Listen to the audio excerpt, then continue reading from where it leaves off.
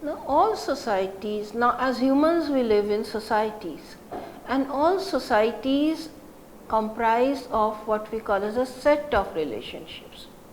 And these relationships are held together by what are known as norms and rules. For example, there are norms of marriage, there are rules of interaction, there are values that inform those rules and norms, whether a society is patriarchal, whether a society is hierarchical, whether a society is egalitarian, that is, there is more equality.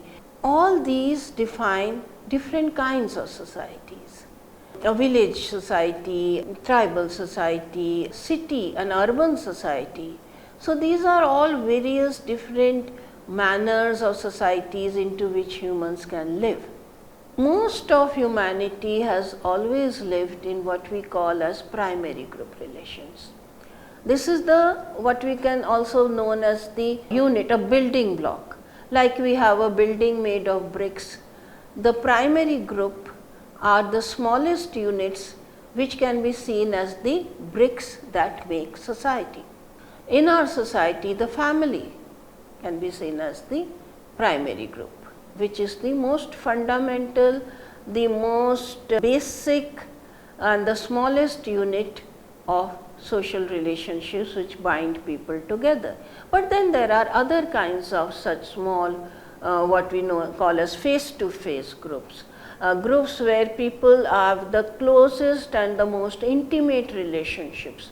These can be, of course, the family is ubiquitous, it is found all over the world in every society, but then there are friendship groups, there are interest groups, there can be people who are very close to each other pursuing some particular goal or particular aim in life. So there can be other kind of primary groups also, but family is the most basic because family is the group from which society reproduces itself.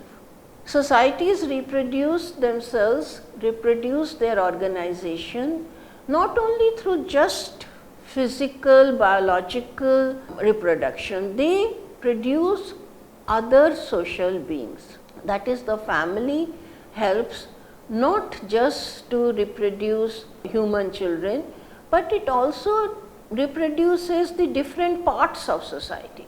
Now, all societies have different parts. The smallest societies, the simplest societies have very few parts. In other words, what are these parts? These parts are based on the what we call as the division of labor. All societies need to survive by performing certain tasks. Primary, of course, are tasks of subsistence, food production, food distribution.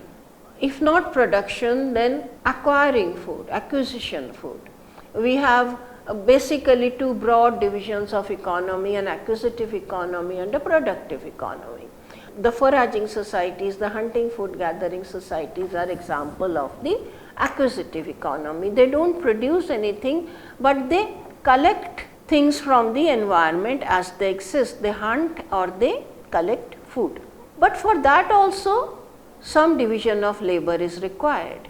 And the simplest division of labor is between the two known divisions of human species. And the known divisions are, of course, male and female. So this is a given. We don't have to create it. This is already there. So this already existing division is used as the most primary form of division of labor, and even in the simplest societies we find that more or less, this is not a very rigid division of labor in simple societies, also of course not in more complex societies, but it is a kind of convenient division so that men go for hunting and women do the gathering. That doesn't mean that women cannot also hunt for small animals, or men will not collect food when they see it in the forest when they go hunting. This small unit based on division of labor between the husband and wife who produce children, they reproduce the identity of whichever society to which they belong. Now, if I belong to a tribe, say, then the children born into that tribe reproduce that tribe. They do not reproduce in general the human species. Although it would be very nice if people could say that I am only human and nothing else, but that is not what we find, because we do live in societies. And we do say that, okay, I am an Indian, or I belong to this caste, I belong to this region, I belong to this ethnic group, my father was this, or my.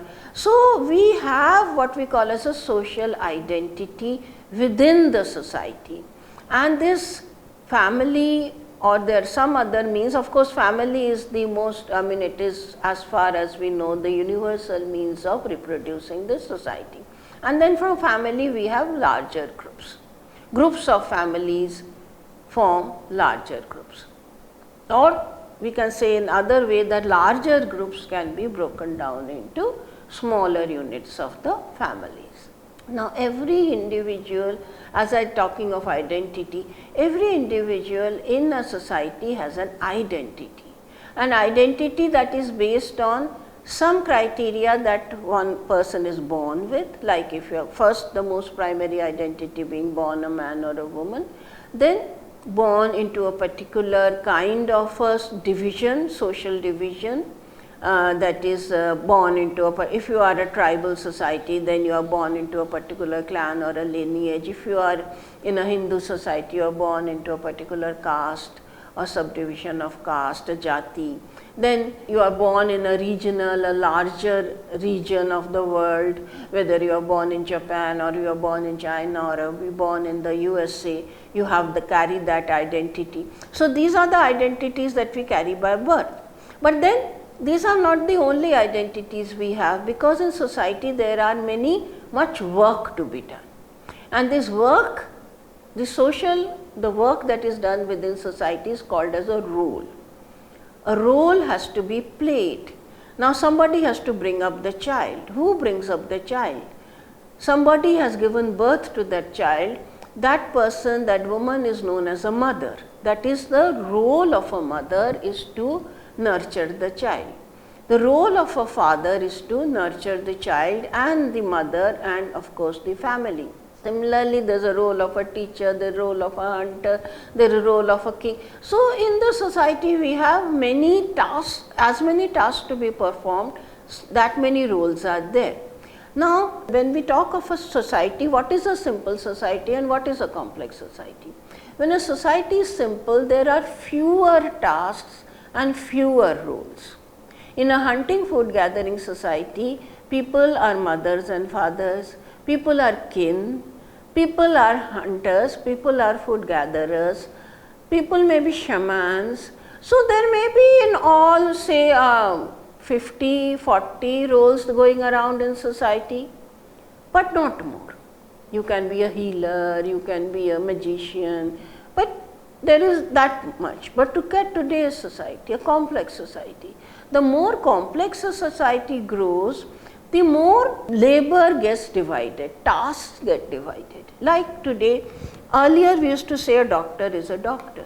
Today we cannot say that. We'll have to ask what kind of a doctor, because whether he is an eye specialist or a bone specialist. So one role of a doctor has now been subdivided into many other roles of various specialists, and now we have super specialists. So even those are getting divided. What does it mean? It means that society is getting more and more complex. Then I was talking about the family reproducing the society. The family reproduces the society through what is called as the process of socialization. As the child is growing up, the child learns all the ways of that society, including the language, including the customs, the food habits, the rules, the norms and the values. And these are all incorporated initially into the child that is growing up, and then as it grows further, it imbibes the other roles and other tasks. Like for example, once a child becomes little older, we send it to a school. Then from a school, it learns. As it becomes even older, becomes an adult, then it decides whether I want to be a doctor or an engineer. So it takes off different tasks. So this is how society creates more social individuals who will keep stepping into the various roles and tasks that a society has, the occupations, the livelihoods, and the initial initiation, learning to be a social being, learning language, which is the first part, learning how to interact with others, learning how to live and become part of society. The primary socialization takes place in the primary group of the family.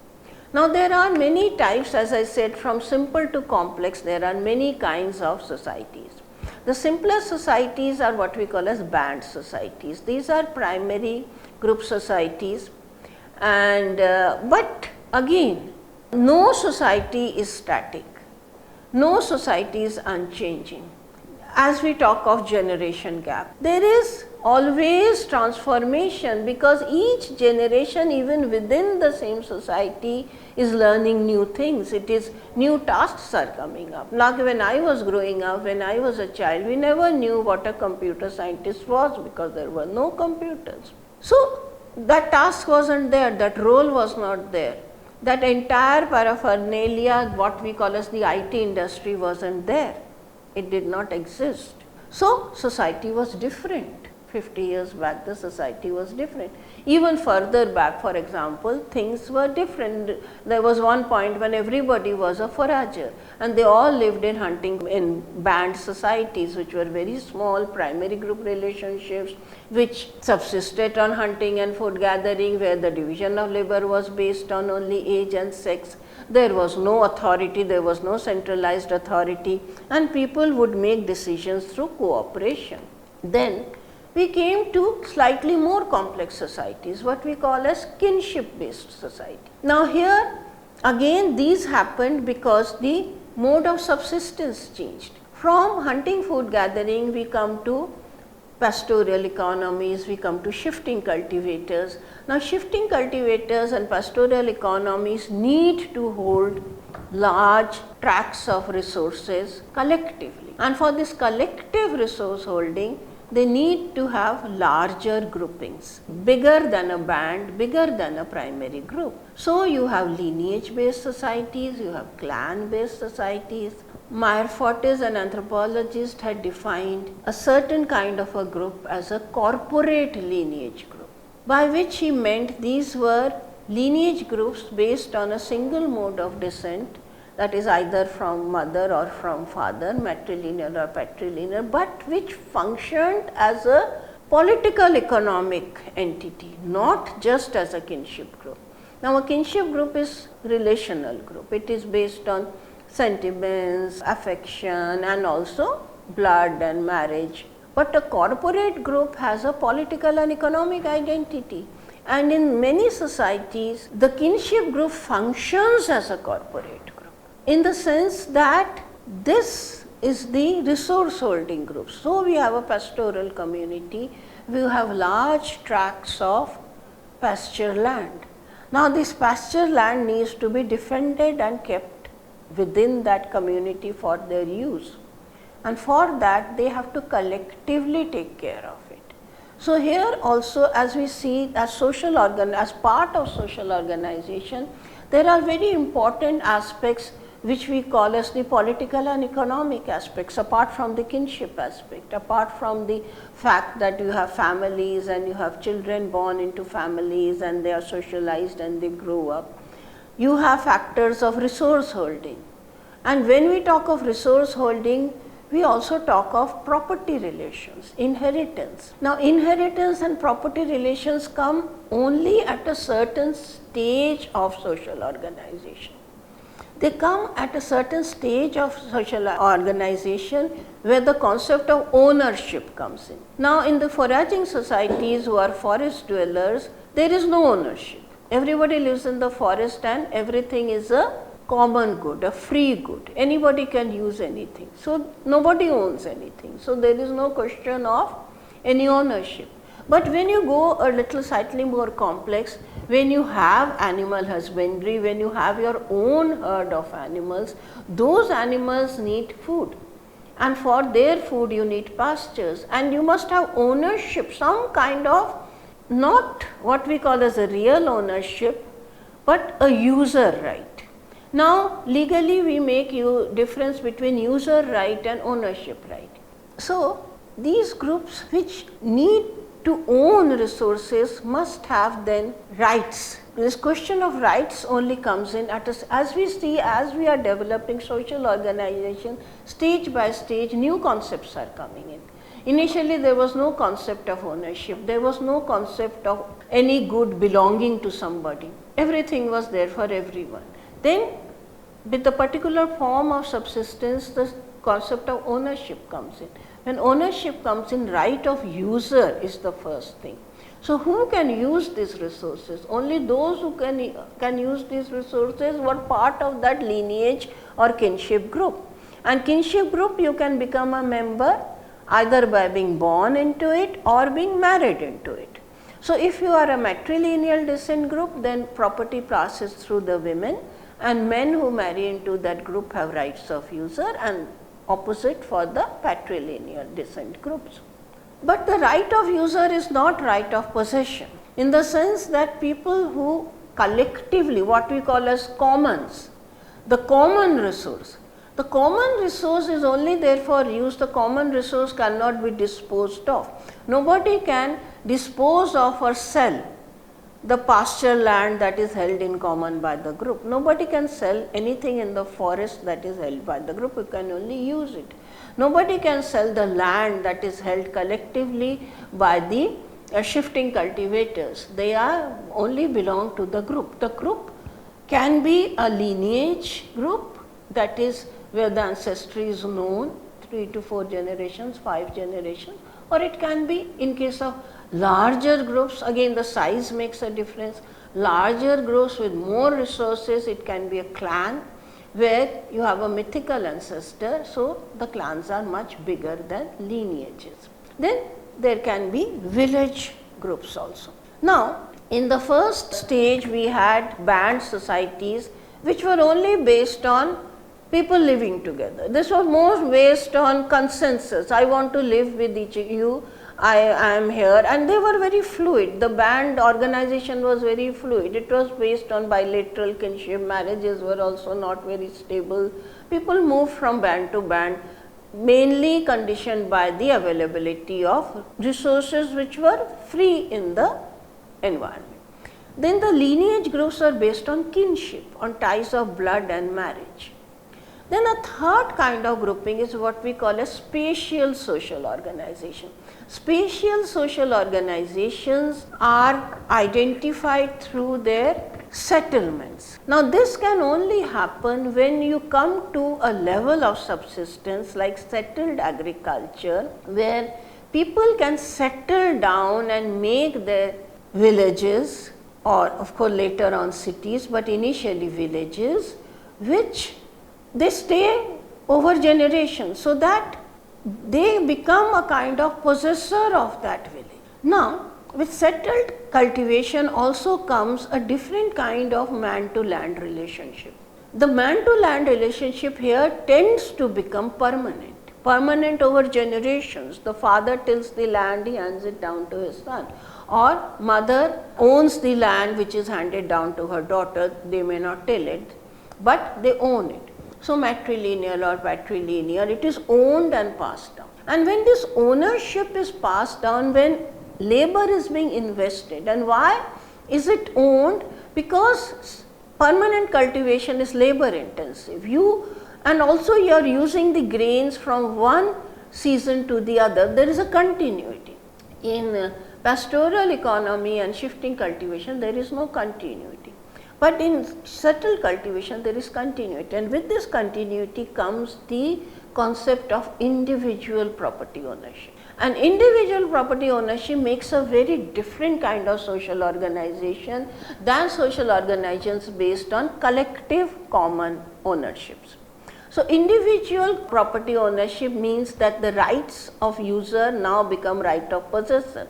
Right of possessor means that you can buy and sell. I mean, when land becomes a property, which again doesn't become till capitalist economy sets in. Now, therefore, we find that when we have capitalist economy, when we have a state based society, it becomes incompatible with these earlier modes of social organization. Common ownership of land or having no rights or being free goods, these don't then continue. They have to change or they come in conflict with the state. Now, from these spacious social organization, we come to more complex societies, what we call as the urban societies. And urban societies can only become possible when we have enough technological advance or enough production, so that there is a surplus, and the surplus can be used by strata of society that are non-producers.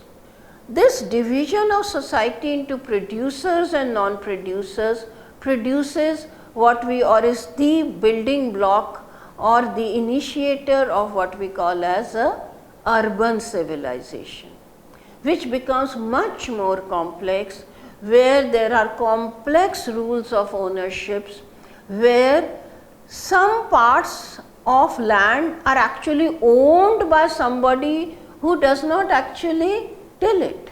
So, while there is a separation between producers and non-producers, there becomes a separation between producers, workers and owners. And this is how stratification takes place. The stratification, the upper classes, the city, most people who live in city or who are part of that elite, what we call, they own land but they don't work, or they do some other kind of work. They are soldiers or they are administrators, they can be intellectuals, they can, and again somewhere along the line with settled agriculture came the technology of writing.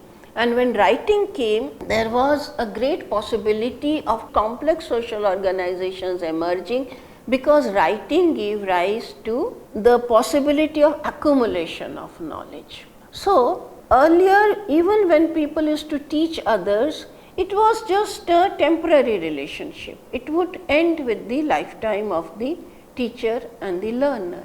But with accumulated writing, knowledge itself becomes a resource, and control over that resource gives a lot of power. So, as societies become complex, what we are seeing is, as social organizations become more and more complex, we see that the nature of power, the distribution of power becomes more and more stratified, unequal. So, in the foraging societies, in the face-to-face primary relationships, there is very little hierarchy. People consult each other, they cannot order each other. But when society becomes more complex and more complex, the complexity itself requires that there has to be more and more use of force. For example, if we divide society into producers and non-producers, and the surplus of the producers is taken away to feed the non-producers, it requires some degree of force, some kind of exercise of power. Otherwise, why would I or anybody produce for somebody else? Unless we are talking of a non-market society. In the initial stratification, there was no market. So, people produced extra that was just extracted because of the hierarchy of power. So, power becomes more and more stratified, then different kinds of power come up. In modern society, we find that there are numerous locations of power. There is political power, there is economic power, there is power of knowledge, there is power of persuasion, there is people from very different points of location on these very complex map of social organization can exert their influence, as we say. They can contest, they can protest, they can influence, and so things have become very complex. And complexity does not mean society becomes better. Better in the sense the quality of life. People are not happier in complex societies. People have more material achievements in complex societies. They may have to work much more. Like it has been noted by anthropologists that people in foraging societies actually work very little because their needs are little. Once your stomach is full, you can sleep under the tree. But in a capitalist society, when needs become more And in that complex hierarchy of power, needs are not related only to food, they are related to prestige, power, control, manipulation, so many different ways in which we can use power, and in so many different ways in which we can use this control. We need more and more to again reproduce the complexity of the society. So, all human beings as social persons are always in such a position that they tend to reproduce. So, if it is a complex societies, then you are that many people being socialized into that many kinds of occupations or roles in order to reproduce that complexity. And some of these roles may go away and some new ones can come. So, society keeps changing. Some specialists that used to be earlier no longer exist, and some new things come up, new ways of exerting power come up. Also society moves. I mean, it is not always stratified. It was a feudal society, then it becomes a democratic society, like so the equations of power keep shifting. So, when we talk of social organization, we are actually talking of something which is dynamic, which is more or less self-producing, reproducing, but which is also over a long period of time, we see a greater degree of complexity exists. It is not in evolutionary terms that we can say we are becoming better. We are not becoming better, we are only becoming more and more convoluted, more complex, creating actually more problems which come with that complexity.